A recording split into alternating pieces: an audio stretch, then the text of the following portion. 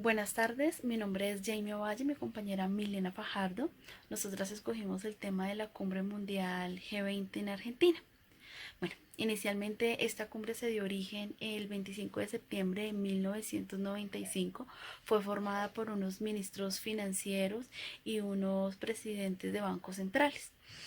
A raíz de la crisis sufrida en el 2008, se creó la necesidad de que solamente estos ministros no hicieran parte de esta cumbre, sino también se hiciera partícipe los altos mandatarios, o sea, los presidentes de cada uno de los países.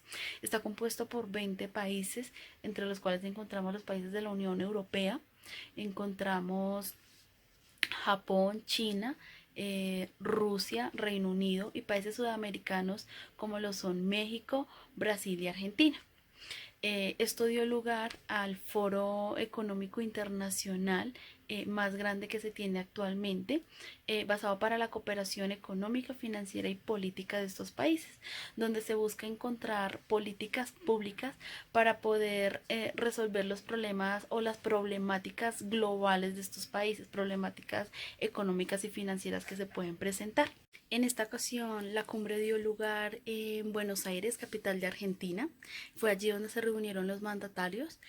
Salieron temas muy importantes, entre ellos el enfrentamiento que actualmente pasa a Estados Unidos y China por el incremento de los aranceles que impulsó Donald Trump en días anteriores.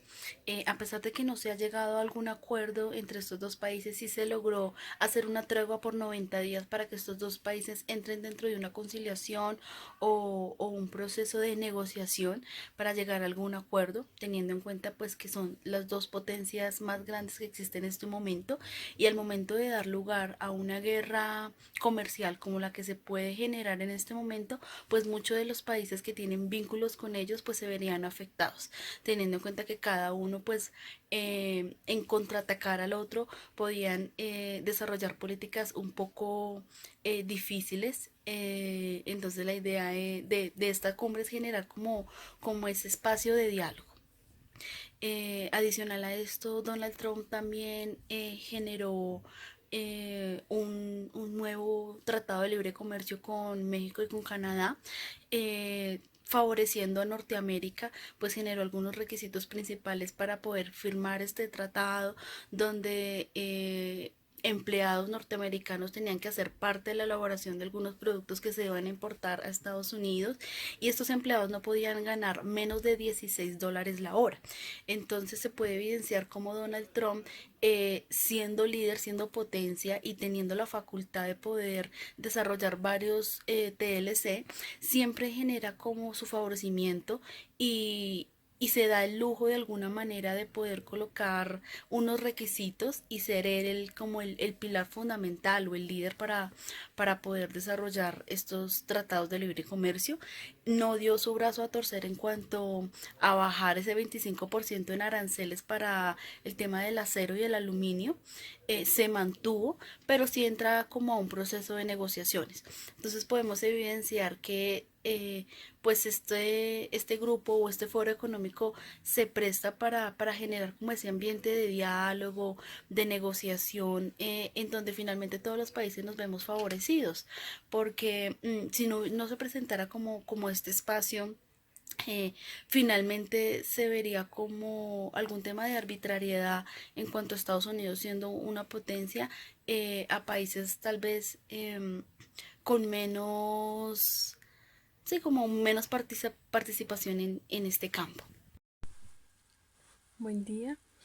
Bueno, adicionando un poco a lo que decía mi compañera Jamie, eh, pues quiero decir que este grupo de 20 países corresponden al 85% de la economía mundial y que a su vez este grupo de estos 20 países más fuertes se subdivide como en tres categorías. La primera corresponde a los 8 países más industrializados a nivel mundial. También en este grupo pues como que se añade un poco Rusia por ser una potencia nuclear. La otra categoría que vemos es un grupo de 5 países, los cuales son las economías emergentes. En este caso podemos encontrar a países como México, Brasil, Sudáfrica, India y China, que son estas economías que están surgiendo. Y en la última categoría es como el grupo de como los demás países, que son países fuertes a nivel económico, social o político. En esta cumbre se tratan temas como el terrorismo, el comercio, el desarrollo sostenible y el clima y temas energéticos. También en esta cumbre se realizan alrededor de unas 50 reuniones, en las cuales se van desarrollando por medio de mesas de trabajo, donde los miembros invitados debaten y concluyen diferentes temas.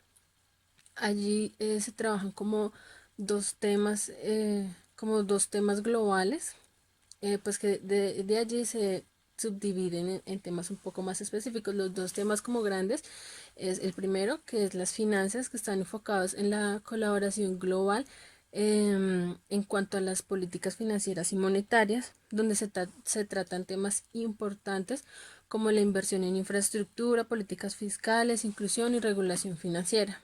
Y el otro tema como grande es como donde se llama pues el canal de Sherpas. Se tratan los demás temas que no son de índole financiera.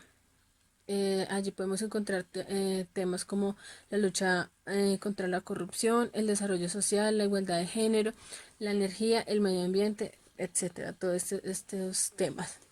Y también pues quería adicionar que muchas de las personas en Argentina se encuentran en desacuerdo con la realización de esta cumbre en este país, por lo cual se han presentado manifestaciones, em, marchas, bueno, en fin, todo con tal de manifestar esa inconformidad que sienten los argentinos frente a la realización de esta cumbre, pues ellos se sienten como afectados con todo el tema. Referente a la cumbre del G20 en Argentina son las áreas de trabajo que, que se, que se desarrollaron en esta cumbre, las cuales son la finanza, la agricultura, la anticorrupción, el comercio, las inversiones, el desarrollo económico, la economía digital, la educación, el empleo, las mujeres líderes en negocios, la salud, la sostenibilidad climática y la transición a energías más limpias. Bueno, en cuanto a estas áreas que se trabajaron, eh, desde mi punto de vista, uno de los temas más relevantes en esta cumbre de Argentina son el, un enfoque que realizaron en cuanto a la educación, donde hablaban sobre el futuro del trabajo. El enfoque que le dieron es de hacer una reforma al sistema educativo en todos los países, donde se capaciten a las personas para la vida y el trabajo para años futuros. También hablaron sobre la infraestructura para el desarrollo, donde resaltaron como la necesidad de mejorar las vías de acceso en los países em, donde se mejoren las condiciones del transporte público y todo el tema de la realización de obras que ayuden a que los países tengan un mejor crecimiento económico, a todos aquellos países pues que estamos sí, en crecimiento o en desarrollo. También se trataron temas sobre la alimentación, que es un tema pues obviamente que mundialmente nos atañe a todos. Eh, Tocaron temas de la alimentación sostenible, donde se enfocaron un poco en esa necesidad de tener como una provisión de alimentos que sea más eficiente e inclusivo, donde todas las personas puedan tener el acceso a una alimentación de calidad, pues obviamente teniendo buenos hábitos alimenticios.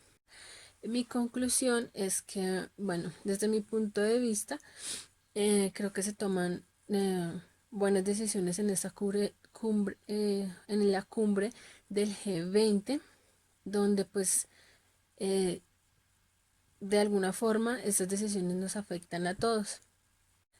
Bueno, cabe aclarar que las decisiones tomadas en la cumbre del G20 no son como esa norma rígida para los demás países, sino que es como una guía para que en los países en desarrollo podamos generar de pronto cambios.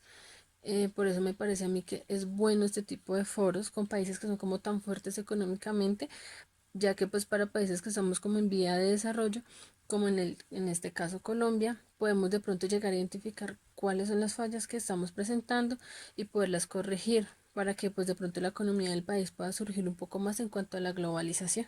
Bueno, como conclusión, puedo evidenciar que este foro económico permite o da lugar al fortalecimiento del comercio internacional y de la inversión. Se reconoce como esa fuente principal de financiamiento o de sostenibilidad, eh, dando a conocer como sí, como la necesidad de que estos campos se amplíen, de que haya nuevas alianzas, de que haya nuevos proyectos de desarrollo en pro a esta inversión, en pro de poder cerrar como esas brechas internacionales y que haya como un libre comercio. Entonces pienso pues que estos foros económicos o estas reuniones se prestan para poder reconocer la necesidad que hay de una equidad y de una igualdad en cuanto al poder tanto importar como exportar.